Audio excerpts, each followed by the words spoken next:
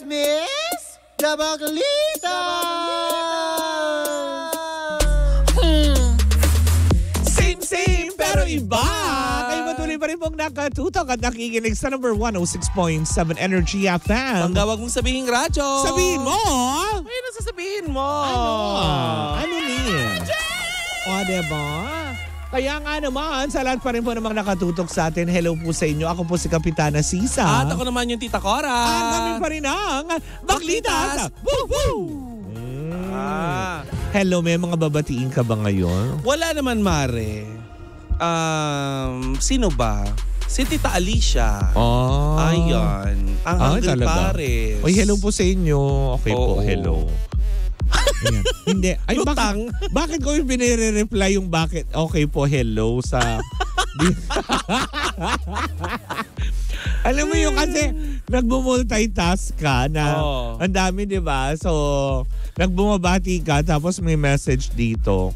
Tapos na reply ko dito, okay po, hello. Yun. Ay, at si Karen ng Toyota Show. Hello. Ay, taray. Hello, Karen. Painova ka na. Hindi, katabansa lang. Hindi naman ako ambisyoso. Kahit yung may pinaglumaan nyo ng raise. Pinaglumaan? Bakit may ganun ba? Oo. Yung mga nagamit na nila yung for road test. Yung mga tinest drive na, yung mga ganun. Hindi ako maselan. Basta bigay,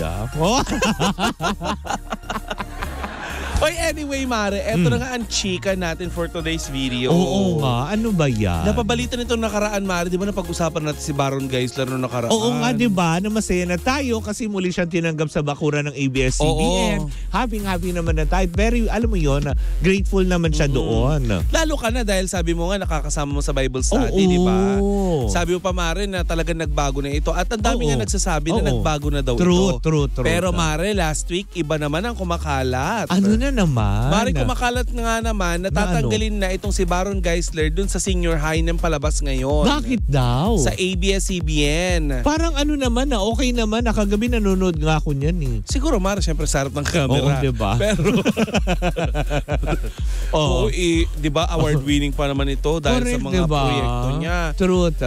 Pero yun na nga, Mare. Napag-alaman natin, Mare, na itong si Baron Geisler ay pinag-iisipang tanggalin daw di umano sa senior high dahil natatakot na daw di umano ang mga co-star niya sa kanya lalo na pag nakakainom siya ng alak.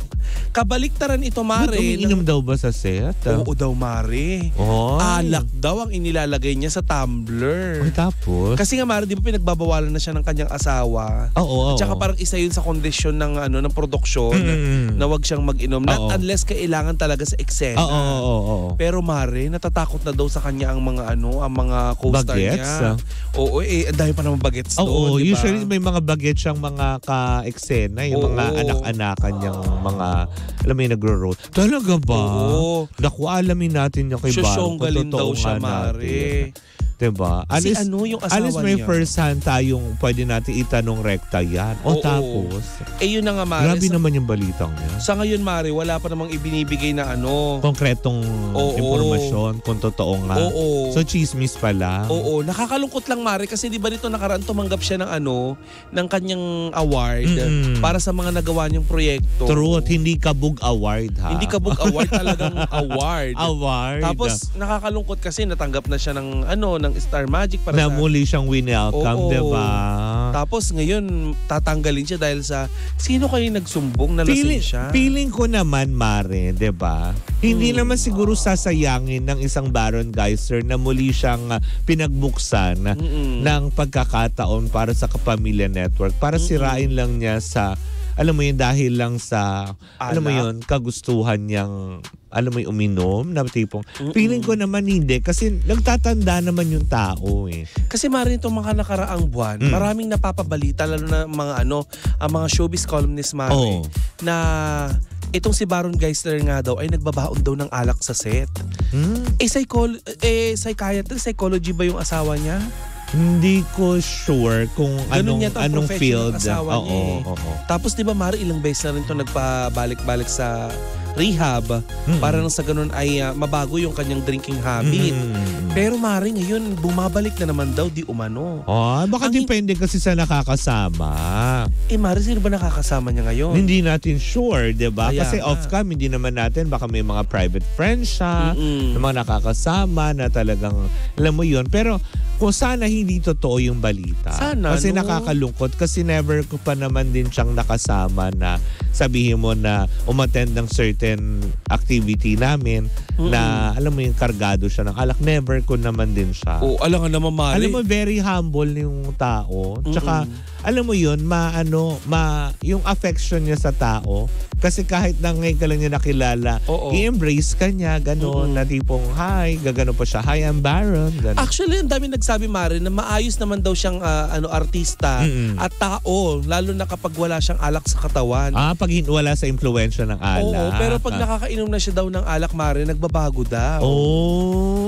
So yun na nga, Mare, ang sabi ng mga netizen. So parang maoy, ganon? Hindi parang nagbabago, parang matalim daw yung tingin ni Baron. Hinahati yung katawan. Aswang yun.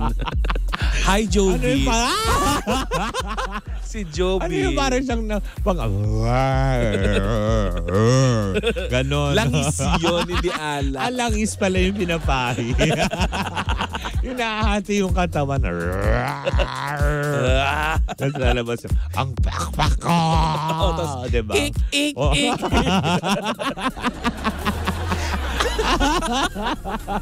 Baka hindi na dito map-feature si Baron. Baka modern naman na. Imbis na langis, yung mga alak na yung pinapahit. Essential oil. Diba? Hindi na Hindi alak. na yung binubuhot sa katawan. Yung mga panghilot. Diba?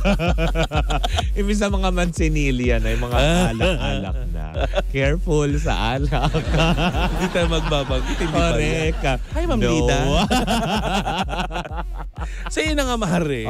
Nakakalungkot lang. Kung yun nga, sana hindi nagbabaon ng alak. Lalo na kung hindi sponsored. Sana kapag hindi nagpapahid ng alak. Wag. Pag brands, ingat-ingat. Oo, tama. Diba? Sa kliyente Ano natin. ba kasi yung iniinom niya? Ewan nga. Diba?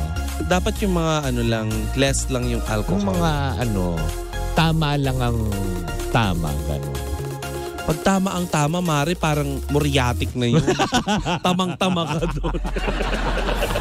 Yung tama lang, simuti mo yung usok ng Moriarty. Grabe ka naman. Ikaw, Mare, ano ba yung pinaka hindi mo makakalimutang nagawa mo dahil sa alak? Wala lang, nakatulog ako. Saan ka nakatulog? Sa kama, syempre. Ay, talaga? Oo. Ganun lang. Kasi Ay. pag ngenge na ako, alam ko na yun eh. I know may limitations. Talaga. Pag medyo medyo hilo na, diretso na. Ligo na, tapos diretso Hindi na ka kama. hindi mo pa nasubukang lapastanganin ka habang lasing ka ganun. Ini-enjoy ko nga eh. Minsan nga, alam mo yun, ako na yung pupunta doon sa mga grupo na kalalakihan. Naglalasing-lasingan. Yung pinapain ko na yung sarili ko, yung mga ganyan. Yung mga dapat isang shot pa lang, nahihilo na ako. Nahihilo. Sadamik ka, uy, kilala ka namin. Malakas ka sa alak. Wala. Minsan nga pinapain ko na yung sarili ko, ayaw talaga nila eh. Wala akong magawa. Kaya uwi na lang ako, matutulog na lang. Kaya hindi ka natatanggal sa produksyon. Oo. Pero si Baron kaya, kasi Mare, napapabalita dati yung ginawa niya kay Kuya Jobert sa Caldito. Na Tinabihan niya daw. Ito kwento-kwento lang naman Tinabihan niya daw, tapos sinabi niya, I think I'm gonna kill someone tonight. Tapos, natakot daw si Jobert sa Caldito. Baka naman hindi naman para sa kanya yun. Sinasabi lang sa kanya. Ikaw ba kapag tinabihan ka, tapos sinabihan ka ng, I think I'm gonna kill someone tonight? Anong maging reaction mo? Wala kung hindi naman niya sinabing I'm gonna Hindi ka kill you. masyusyokot? Hindi. Di ba? Alis alam ko lang na tipo sinasabi mo, ano ba kailangan mo ba ng katulong? Ganon. Ano ba kailangan mo ba ng katulong dyan? Baklang kriminal.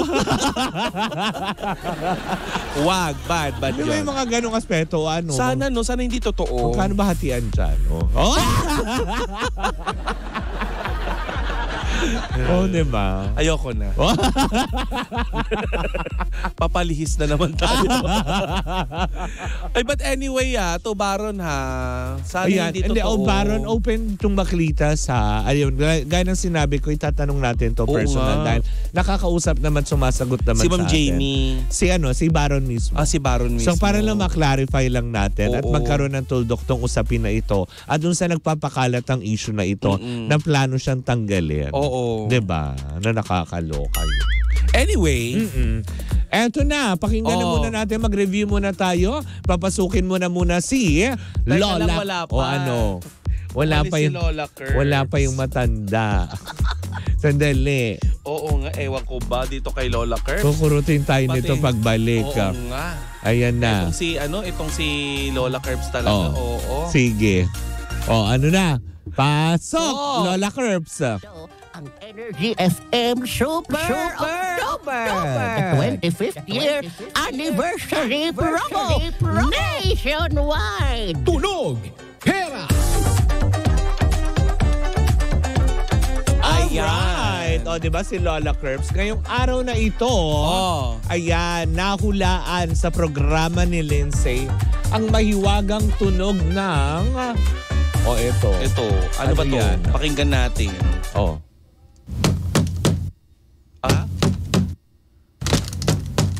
Galon. Ay, may kinakaldag. Isa pa nga. Oo. Uy, pamilyar ang tunog. Oo. Diba? Mari, ang sagot dyan ay lobo na hulaan Lobo, kanina. nahulaan. So, nahulaan kanina, nangangahulugan, Mare. Oo.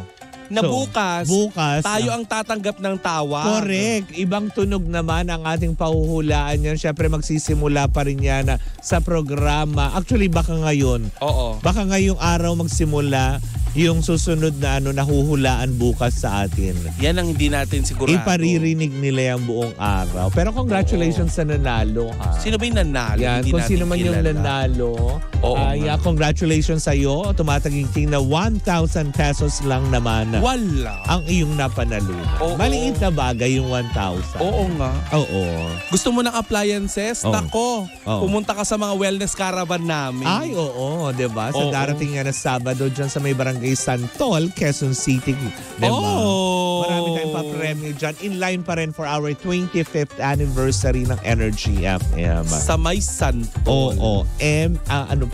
Kumbaga month-long celebration. Oo. Diba? Ayan, paalam na tayo, Mare. Anyways, maraming salamat po sa inyong pag-antabay. Gaya ng sinabi namin, bukas po sa programang Baklitas magkakahulaan na muli ang tunog pera. Pero kung iparirinig man yan ngayong buong araw or bukas magsisimula, ay malalaman kaya tumutok lang din kayo dahil Sure. sayang ang 1,000 pesos. Oo naman. Anyways, muli po ako po si Kapitana Sisa. At ako naman yung Tita Cora. At kami pa rin ang Baklitas. Woo! Woo! At tuloy-tuloy pa rin po ang ating tugtugan. Siyempre dito po lamang yan sa number 106.7 Energy FM. Huwag mong sabihin radyo. Sabihin mo!